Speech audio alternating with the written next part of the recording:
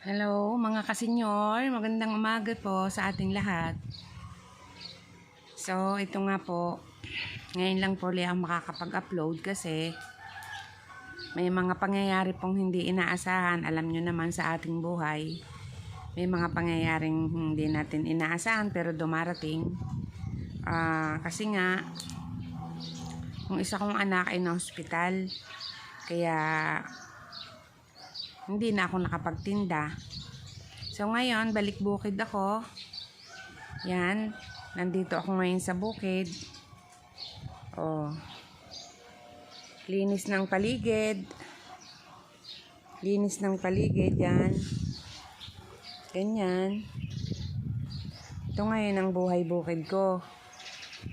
Pero okay lang kasi kailangan eh. Kaya okay lang naman.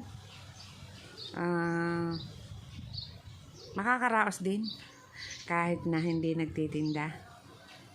So yan mga kasenyor,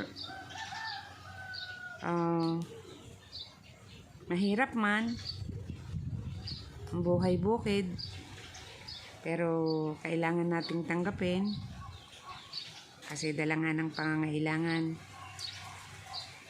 Ngayon, kapag nasa bukid naman tayo, hindi naman tayo mawala ng trabaho eh. Basta tuloy lang ang buhay. Maraming gawain sa bahay. So kahit hindi makapagtinda, hindi ka mai-stuck sa bahay, maalagaan mo pa yung bahay, tapos may aalagaan apo, anak na bagong labas sa hospital. Kaya eto,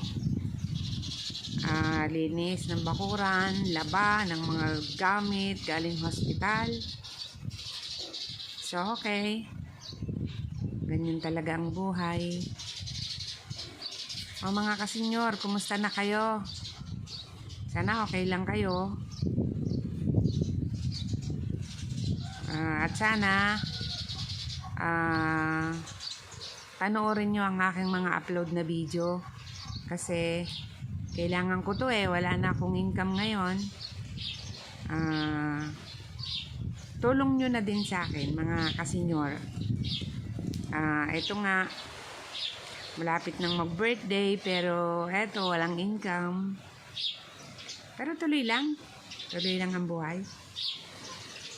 So ngayon, mag-iisip tayo ng pwede nating pagkalibangan dito sa bahay na kikita kahit konti. At bahala na. Makakaraos din, may awa ang Panginoon Diyos, ano? Mga kasenyor.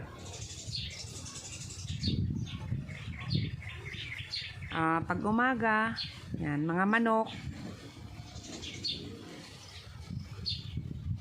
ang inaalagaan, ang pinapatuka. Buhay ano nga, buhay bukid. Pero okay lang. Enjoy lang natin.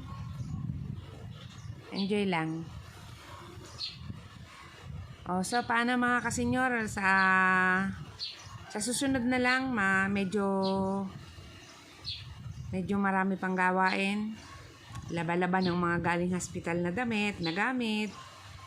Kasi 5 days din, 6 days din kami sa hospital. So yon, naipon yung mga labahin. Kaya laba-laba muna. Okay, saka na ulit ha. Mga kasenyor, see you!